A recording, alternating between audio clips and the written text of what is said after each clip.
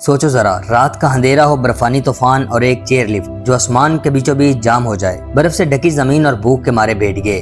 अब जिंदा रहने के लिए सिर्फ 3 दोस्त हैं और इनके खौफ के साए। दोस्तों, इस कहानी के शुरू में हम 3 दोस्त देखते हैं। इनमें से एक का नाम डैन, दूसरे का लिंच, जबकि पार्कर डैन की गर्लफ्रेंड है। ये अपनी परेशानियों से छुटकारा पाने के लिए स्की करने आए हैं। स्की करने के लिए इन्हें पहाड़ की चोटी पर जाना है और वहाँ तक पहुँचने के लिए चेयर लिफ्ट है, जबकि चेयर लिफ्ट की टिकट एक आदमी के लिए 50 रुपए है और इनके पास सिर्फ 100 हैं। डैन अपनी गर्लफ्रेंड पार्कर से कहता है कि तुम अगर टिकट चेकर से कहो तो शायद काम बन जाए। इस पे पार्कर कहती है कि तुम ये सोच भी कैसे सकते हो कि वो $100 पे मान जाएगा। डैन इसे कहता है कि तुम एक लड़की हो और तुम्हें इस बात से फायदा उठाना चाहिए। आखिर पार्कर को लिंच और डैन की बात मानना ही पड़ती है। असल में टिकट चेकर भी एक ठगी किस्म का आदमी है। पार्कर जब इससे मीठी बातें करती है तो वो $100 में तीनों को चेयर लिफ्ट पर बैठने की इजाजत दे देता है। डैन का आइडिया काम कर जाता है और ये तीनों स्की करने के लिए चेयर लिफ्ट पर बैठ जाते हैं। अब ये तीनों बहुत ज्यादा एक्साइटेड हैं और स्की करने के लिए चोटी की तरफ बढ़ रहे हैं। अचानक से चेयर लिफ्ट रुक जाती है और चेयर लिफ्ट पर बैठे सब रिजॉर्ट वालों को बुरा भला कहते हैं। यहाँ लिंच पार्कर के मजे लेने के लिए उसे डराता है कि अगर चेयर लिफ्ट गिर गई तो क्या होगा, और पार्कर सच में घबरा जाती है। लेकिन डैन इसे तसल्ली देता है कि ऐसा कुछ भी नहीं होने वाला। इसी बीच चेयर लिफ्ट एक बार फिर चलने लग पड़ती है। चोटी पर पहुंच के ये पहले से भी ज्यादा एक्साइटेड नजर आ रहे हैं। लिंच पार्कर को स्की करने की इंस्ट्रक्शंस देता है क्योंकि पार्कर स्की करने पहली दफा आई है। इसके बाद ये खूब मजे करते हैं और शाम होने से पहले वापस आ जाते हैं। फिर ये एक होटल में डिनर करने आते हैं। यहाँ इनका एक बार फिर रात को स्की करने का मन करता है। लिंच बोलता है कि रात को ज्यादा लोग स्कीइंग नहीं करते, इसलिए ज्यादा स्पीड में स्की करने का मौका मिलेगा और बहुत ज्यादा मजा आएगा। ये तीनों राजी हो जाते हैं और एक बार फिर स्की करने निकल पड़ते हैं। जब ये चेयर लिफ्ट के पास जाते हैं तो टिकट चेकर सब कुछ बंद कर रहा होता है। जब ये स्की करने का कहते हैं तो टिकट चेकर इन्हें बताता है कि मौसम खराब होने वाला है और मुझे हर चीज बंद करके जल्दी जाना होगा। लेकिन ये तीनों इसकी मिन्नत करते हैं और इससे वादा करते हैं कि हम कुछ ही मिनटों में स्की करके वापस आ जाएंगे, क्योंकि इसके बाद ये रिजॉर्ट अगले हफ्ते को फिर से ओपन होगा। ये टिकट चेकर इनसे जल्दी वापस आने के वादे पर राजी हो जाता है और इन्हें एक चेयर पर बिठाकर चेयर लिफ्ट को स्टार्ट कर देता है। जब ये तीनों थोड़ा सा आगे चले जाते हैं तो दूसरी तरफ से टिकट चेकर का ड्यूटी मेट आता है और इसे बताता है कि बॉस ने तुम्हें अगले हफ्ते की ड्यूटी शेड्यूल के लिए बुलाया है। इस पे ये टिकट चेकर कहता है कि अगले हफ्ते मेरे भाई की बैचलर पार्टी है और मैंने इसके बारे में बॉस को बताया भी था, और ऐसे में बॉस मेरी छुट्टी को कैसे कैंसिल कर सकता है।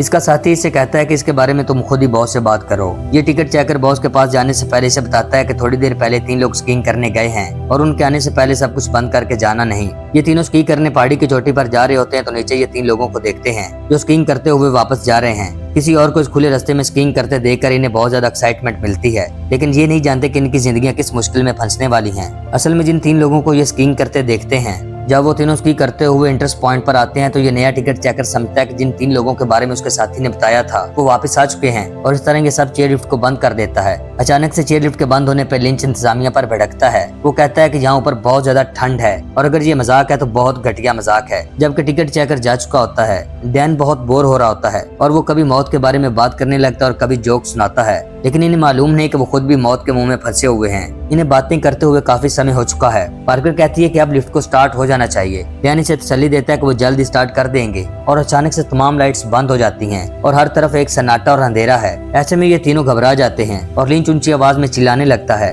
पार्कर बहुत ज्यादा परेशान हो जाती है। वो कहती है आज संडे है और ये रिजॉर्ट भी आज ही बंद होने वाला है और फिर फ्राइडे को दोबारा ओपन होगा। डैन खुद भी घबराया हुआ है और वो पार्कर पर गुस्सा करता है कि वो ऐसे नहीं कर सकते और हम जरूर वापस जाएंगे और टिकट चेकर की कंप्लेन करेंगे। लेकिन इन्हें इस बात का पता नहीं कि ये वाकई यहाँ फंस चुके हैं और इनकी मदद करने कोई नहीं आने वाला। पिछले 2 घंटों से ये इसी तरह ऊपर फंसे हुए हैं और मौसम बिगड़ना शुरू हो जाता है और एकदम से तेज बर्फबारी होने लगती है। बर्फ इनके चेहरों पे सुइयों की तरह लगती है और इसे बर्दाश्त करना इनके पास की बात नहीं, और सिवाय चलाने के इनके पास कोई और चारा नहीं होता। जैसे जैसे वक्त गुजरता है इनका खौफ और ज्यादा बढ़ता जाता है। कुछ ही देर बाद जहाँ एक बड़ी स्नो कैट गाड़ी आती है, जिसे देखकर इन्हें लगता है कि ये गाड़ी असल में इनके लिए आई है। ये तीनों जोर जोर से आवाजें लगाते हैं, लेकिन बंद कैबिन और इंजन के शोर की वजह से इस गाड़ी का ड्राइवर इनकी आवाज को सुन नहीं पाता। ये असल में पहाड़ की चोटी पर अपने साथी को लेने आया होता है। इसी बीच इसे रिजॉर्ट से मैसेज मिलता है कि तुम्हारा साथी काफी देर पहले वापस आ गया था, इसलिए तुम्हें फौरन वापस आना होगा क्योंकि मौसम की वजह से सारा रिजॉर्ट बंद होने वाला है। जब ये गाड़ी को रिवर्स में लेता है तो डैन और उसके दोस्त इसकी तरफ अपने गिलासेस और दूसरा सामान फेंकते हैं, लेकिन गाड़ी रिवर्स करते हुए इसका मुंह पीछे होता है और ऊपर से फेंकी गई किसी भी चीज को नहीं देख पाता। लिंच, पार्कर और डैन इसे बहुत पुकारते हैं, लेकिन ये गाड़ी वाला बिना इन्हें देखे और इनकी आवाज को सुने गाड़ी लेकर यहाँ से चला जाता है। और अब ये तीनों पहले से भी ज्यादा मायूस हैं। ना ही इनके पास खाना है और ना ही फोन, ताकि वो किसी को खबर कर सके। लिंच इस खौफ से छुटकारा पाने के लिए अपने दोस्तों से फेवरेट सब्जियों के नाम बताने को बोलता है, लेकिन पार्कर और डैन काफी घबराए होते हैं और पार्कर इसे खामोश रहने को बोलती है। डैन इनसे कहता है कि यहाँ से निकलने के लिए किसी एक को तो जंप करना होगा, लेकिन ये इतनी ऊंचाई पर होते हैं कि इनमें से कोई भी जंप लगाने को तैयार नहीं। ठंड बहुत ज्यादा होती है और ऐसे में पार्कर का चेहरा लाल होना शुरू हो जाता है, क्योंकि सर्दी की शिद्दत से इसे फ्रॉस्ट बाइट हो रहा है। डैन को अब इस बात का यकीन हो गया कोई हमारी मदद करने नहीं आने वाला, इसलिए वो कूदने का फैसला करता है। लिंच इसे मना करता है और कहता है कि हमें सुबह होने तक इंतजार करना चाहिए। इस पे डैन इसे बताता है कि जब रिजॉर्ट ही अगले हफ्ते खुलेगा तो सुबह हमारी मदद कौन करेगा। पार्कर भी डैन को बहुत समझाती है कि तुम्हें जंप नहीं करना चाहिए, लेकिन डैन को अच्छे से पता है कि वो बुरी तरह फंस चुके हैं और अगर इनमें से किसी ने जंप नहीं लगाया तो ये सब इस ठंड में ऊपर ही जंप के मर जाएंगे। डैन अपनी गर्लफ्रेंड को तसल्ली देता है कि मैं मदद लेने जा रहा हूँ, तब तक लिंच तुम्हारा अच्छे से ख्याल रखेगा। और फिर डैन जंप लगाने की तैयारी करता है। वो जैसे ही जंप लगाता है तो अचानक से हड्डियां टूटने की आवाज आती है। बर्फीली जमीन इस कदर सख्त होती है कि जमीन पर वजन पड़ने से डैन के पैरों की हड्डियां टूटकर बाहर निकल आती हैं। ये सब देखकर डैन चिल्लाने लगता है और अब वो पूरी तरह से बेबस है, क्योंकि ना तो वो खुद चलकर कहीं जा सकता है और ना ही लिंच और पार्कर इसकी मदद को नीचे आ सकते हैं। डैन का ये हाल देखकर पार्कर और लिंच भी पहले से बहुत ज्यादा डरे हुए हैं। पार्कर अपना मफलर डैन की तरफ फेंकती है ताकि वो अपने पैरों को अच्छे से बांध ले, लेकिन मफलर झाड़ियों में गिर जाता है और डैन इस काबिल नहीं कि वो थोड़ा सा ही आगे पीछे हो सके। इसके बाद लिंच अपना मफलर इसकी तरफ फेंकता है जो डैन के पैरों के नजदीक ही गिरता है, लेकिन डैन यहाँ से भी मफलर बड़ी मुश्किल से उठाने के बाद अपने पैरों को कस के बांधता है। पार्कर कहती है कि मैं अपना कोट तुम्हारी तरफ फेंकती हूँ ताकि तुम्हें ठंड न लगे, मगर डैन मना कर देता है क्योंकि उसे पता है कि वो ऊपर ठंड से जम जाएगी। लिंच के दिमाग में एक आइडिया आता है और वो बोलता है कि मैं केबल के जरिए पीछे पूल तक जाऊंगा जहाँ सीढ़ियां लगी हुई और फिर नीचे उतरकर मैं तुम्हारी मदद कर सकूंगा। लिंच जैसे ही पूल तक जाने के लिए अपनी चेयर लिफ्ट पर खड़ा होता है तो बर्फ के जमने की वजह से उसके हाथ और पाँव फिसलने लगते हैं और ऐसे में पूल तक पहुंचना उसके लिए मुमकिन नहीं रहता। लिंच डैन से कहता है कि हमें पहले इस बर्फ को तोड़कर हटाना होगा ताकि तुम्हारी मदद कर सके। इसी दौरान अचानक से एक भेड़िया नीचे डैन के सामने घुरा रहा होता है। भेड़िए को अपने सामने देखकर डैन कांपने लगता है और उसके पास ऐसा कुछ भी नहीं जिससे वो उस भेड़िए को डरा सके। लिंच ऊपर से अपना स्की बोर्ड फेंकता है जिससे भेड़िया डर के भाग जाता है। अब डैन की जान में जान आती है और वो लिंच से जल्दी पूल तक पहुंचने का कहता है ताकि भेड़िए फिर से न आ जाएं। लिंच जैसे ही पूल तक जाने के लिए केबल के जरिए चलता है तो उसके ग्लव्स फटने लगते हैं और इससे लिंच के हाथों को बहुत ज्यादा तकलीफ होती है। वो अपनी चेयर से भी कुछ ही आगे गया होता है तो फौरन से पीछे हटने लगता है, क्योंकि नीचे भेड़ियों का एक पूरा झुंड आ चुका है और ये झुंड डैन को चारों तरफ से घेर लेता है। डैन लिंच से कहता है कि कुछ भी हो जाए तुम पार्कर को नीचे मत देखने देना, और यूं भेड़िए डैन को जिंदा ही नोचने लगते हैं। पार्कर और लिंच बेबस होते हैं और रोने के सिवा इनके पास कुछ नहीं होता। डैन नहीं रहा और भेड़िए उसे खाकर चले गए हैं और हर तरफ एक सन्नाटा है। ऊपर बैठी पार्कर लिंच से कहती है कि तुमने डैन को क्यों कूदने दिया, और लिंच समझता है कि वो डैन की मौत का इल्जाम उस पे लगा रही है। इस पे लिंच कहता है कि वो मेरा बचपन का दोस्त था और मैंने उसे रोका था लेकिन वो नहीं रुका। रात के सन्नाटे में एक तरफ जमा देने वाली ठंड और दूसरी तरफ बेबसी का खौफ जो इनके हराने वाले लम्हे को और ज्यादा पेचीदा बनाता है। यहाँ इनके सुनने वाला कोई नहीं और नीचे खूंखार भेड़िए जो इस इंतजार में है कि ये नीचे कब आए। ये दोनों किसी भी तरह नीचे नहीं उतर सकते और यूं रात इन्हें इसी चेयर लिफ्ट पर गुजारनी पड़ती है। जब सुबह होती है तो हम इन दोनों को सोया हुआ देखते हैं। इनके चेहरों पर बर्फ जमी होती है, जबकि पार्कर का हाथ सेफ्टी बार के साथ पूरी तरह से जम गया है। अपने हाथ को इस बार से अलग करना आसान नहीं होता।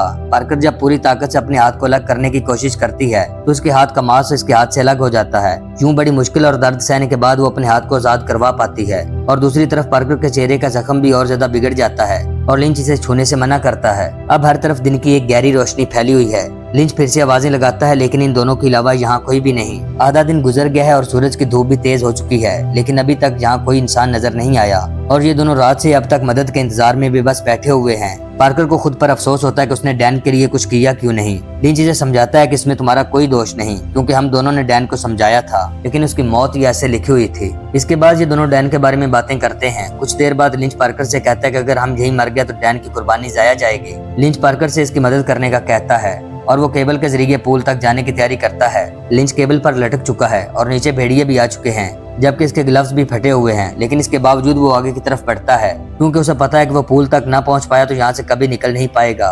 कोशिश करता हुआ बड़ी मुश्किलों के बाद वो दूसरी चेयर लिफ्ट पर जा पहुंचता है। लिंच के हाथ बहुत ज्यादा दुख रहे होते हैं। वो पार्कर से अपनी स्की स्टिक इसकी तरफ फेंकने को कहता है क्योंकि वो पास लगे पूल तक इस स्टिक के जरिए पहुंचना चाहता है, लेकिन पार्कर जैसे ही स्टिक को फेंकती है तो वो इस तक पहुंचने से पहले नीचे गिर जाती है। अब लिंच के पास हाथों के जरिए पूल तक जाने का और कोई सहारा नहीं। वो फिर से कोशिश करता है और अपने दुखते हुए हाथों के सहारे पुल तक पहुंचने में कामयाब हो जाता है। ये देखकर पार्कर खुश होती है और उसके जीने की उम्मीद फिर से जाग उठती है। लिंच जैसे ही पुल की सीढ़ियों से नीचे उतरता है तो एक भेड़िया उस पर टूट पड़ता है और वो इसे नोचने लगता है। पास ही इसकी स्की स्टिक पड़ी होती है। लिंच बड़ी जतन से स्टिक उठाकर इस पर हमला करता है, जिससे भेड़िया भाग जाता है। अब वो ऊपर फंसी पार्कर से यहीं रहने को बोलता है और कहता है कि मैं जल्दी तुम्हें लेने आ रहा हूँ। लिंच जैसे ही स्की करते यहाँ से निकलता है तो 5 छुपे भेड़िए इसके पीछे दौड़ पड़ते हैं। तेज हवा चल रही है और पार्कर अकेली बैठी लिंच का इंतजार कर रही होती है, लेकिन लिंच अभी तक वापस नहीं आया, जबकि उसे गए काफी वक्त हो चुका है। पार्कर जिस चेयर लिफ्ट पर बैठी है उसकी एक तरफ से नट और बोल्ट निकल चुके होते हैं। पार्कर को इंतजार करते हुए रात यहीं हो जाती है। जब सुबह होती है तो वो खुद को एक बार फिर से अकेले और बेबस देखती है, क्योंकि लिंच अभी तक मदद लेकर वापस नहीं आया होता।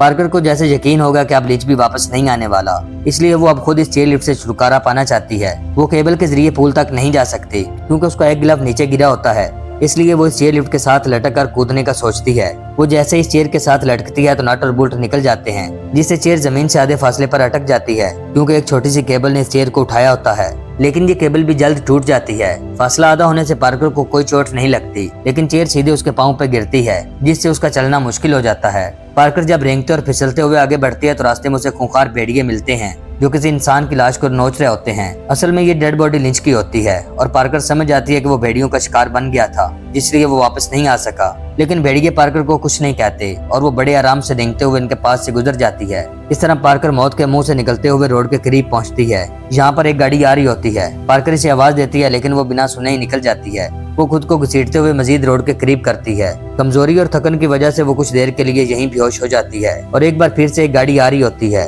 पार्कर बिल्कुल रोड के करीब होती है और ड्राइवर उसे देख लेता है और यूं एक अनजान आदमी पार्कर को अपनी गाड़ी में बिठाकर अस्पताल की तरफ निकल पड़ता है और यहीं इस फिल्म का एंड हो जाता है। आपको आज की कहानी पसंद आई हो तो लाइक और सब्सक्राइब कर दें और मजीद इंटरेस्टिंग कहानियां देखने के लिए बेल आइकन को दबा दें।